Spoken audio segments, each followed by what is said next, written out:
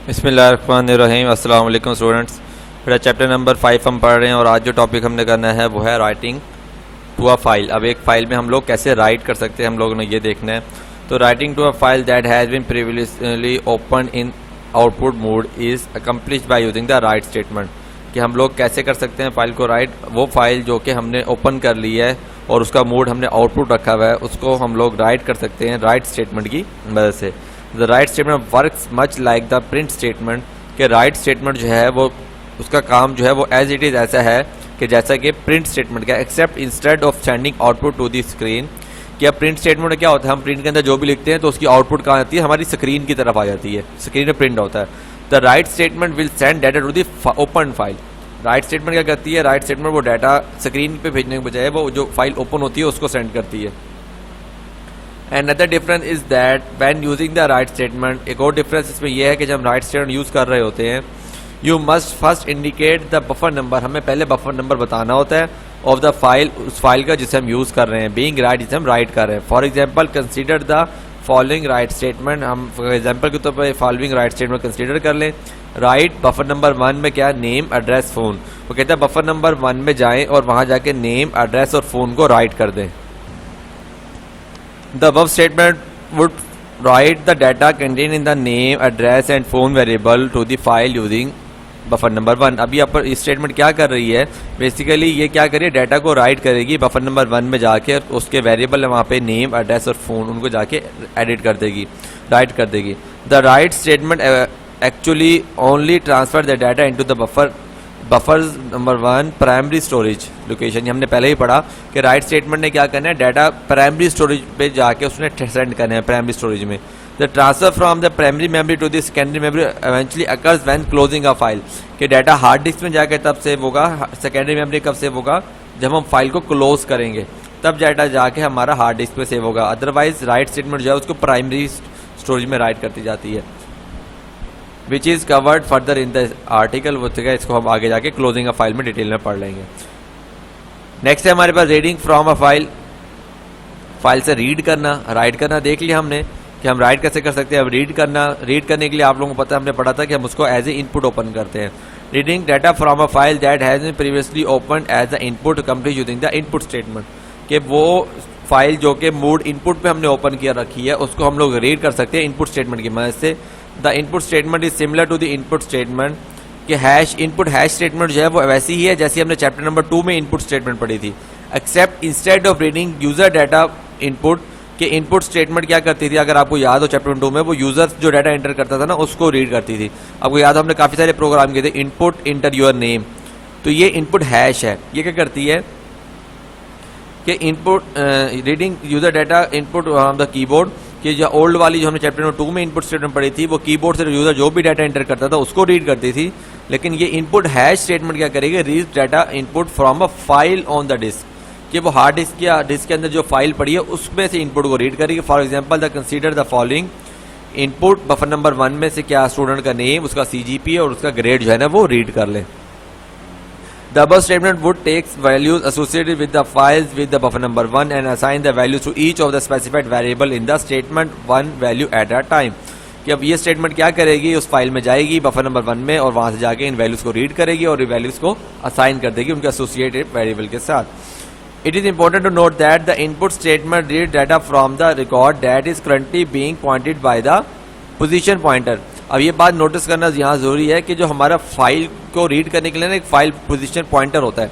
जैसे कि हम अगर कोई बुक, फॉर एग्जांपल आप बुक रीड कर रहे हैं तो आपने एक फिंगर रखी होती है उस लाइन के ऊपर जो आप रीड कर रहे होते हैं, फिर उस लाइन पे जहाँ जैसे जैसे आप रीड करते जाते हैं फिंगर को आप लोग मूव करते जाते हैं। तो इसी तरह एक पॉइंटर होता है फाइल पॉइंटर, वो क्या करता है, पोजीशन पॉइंटर, वो इस वक्त जहाँ पॉइंट कर रहा होगा, जैसे कि ये मेरा कर्सर है और मैं देखें यहाँ पे पॉइंट कर रहा हूँ इसको पोजीशन पॉइंटर इस वक्त, तो मीन्स हमारा फोकस यहीं पे है, बाकी फाइल हमने सारी को इग्नोर किया हुआ अभी, तो हमारा फोकस क्या है, इस वर्ड पे है। इसी तरह जब फाइल वो रीड कर रहा होता है जहाँ पे ये पोजीशन पॉइंटर होता है वहीं से डाटा को पिक करके रीड कर रहा होता है। After the input statement is executed, जब इनपुट स्टेटमेंट एग्जीक्यूट हो जाएगी the file position pointer will be incremented. जैसे ये ऐसे है जैसे हमने ये लाइन पढ़ ली, उसके बाद क्या होगा, इंक्रीमेंट हो जाएगा, हम अगली लाइन पे चले जाएंगे, ये पढ़ लेंगे, अगली ये लाइन पढ़ ली, इंक्रीमेंट होगा, हम इस लाइन को पढ़ लेंगे।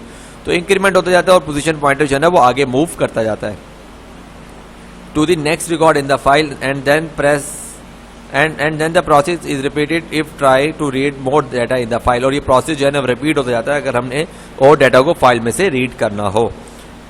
अब नेक्स्ट है हमारे पास, it is also important to realize that there is an end of file. अब हमें ये कैसे पता चलेगा कि फाइल जो है ना वो एंड हो गई है? इसके लिए एक फंक्शन यूज होता है EOF, and of file function. ये करैक्टर यूज होता है at the end of the every file, her file के एंड में ये करैक्टर अवेलेबल होता है जो कि इसको ये बताता है कि हाँ भाई हमारा फाइल जो है ना वो एंड हो गया है। This allows the program accessing the file to recognise when there is not more data left in the file, जो कि प्रोग्राम को ये बताता है कि अब इसमें और डाटा जो है ना वो अवेलेबल नहीं है। The end of file character comes is handily when reading data from a file, कि हमें ये तब हेल्प करता है जब हम लोग डाटा को रीड कर रहे हो कहाँ से? फाइल में से, because it will let you know when all data has been read, और ये हमें ये बताता है कि अब सारा डाटा रीड हो गया है, मतलब कि जब EOF का हमें रिजल्ट आ जाए तो दैट मीन्स कि फाइल पूरी हमने रीड कर ली है। The function EOF has that is use to check for the end of file during the program process. The EOF function will return a value of false 0 if there are more record। देखें अब क्या होगा, ये Boolean function है, जब हमारे पास file में record अभी अगर अवेलेबल है तो ये हमें 0 रिटर्न करेगा, मीन्स कि अभी डाटा खत्म नहीं हुआ, अभी पड़ा है डाटा, और it will return a value of true 1 if the end of the file has been counted, कि अगर हमारी फाइल खत्म हो गई है तो उसने हमें 1 रिटर्न करना है। Therefore the EOF function is eventually evaluated like the boolean expression। तो हम इसे कैसे boolean expression की फॉर्म में evaluate करते हैं? boolean expression का आपको पता है कि वो क्या काम करते हैं, हमें रिटर्न करते हैं वैल्यू या तो ट्रू या false. The argument sent into the EOF function will be the buffer number of that file being manipulated। ये जो आर्गूमेंट हम सेंड करेंगे वो बफर नंबर होगा उस फाइल का जो कि हम लोग इस पर अभी मैनिपुलेट कर रहे हैं, काम कर रहे हैं। Because the EOF is a Boolean expression that returns a value, कि EOF जो है वो बूलियन एक्सप्रेशन है जो कि वैल्यू को रिटर्न करता है या ट्रू या false. It is an efficient way of controlling the execution of the loop during the reading. ठीक है, ये हमारे पास बहुत अच्छा एक एफिशिएंट वे है जिसकी मदद से हम कंट्रोल कर सकते हैं लूप की एग्जीक्यूशन को, जब हम डाटा को क्या कर रहे हो, रीड कर रहे हो फाइल में से।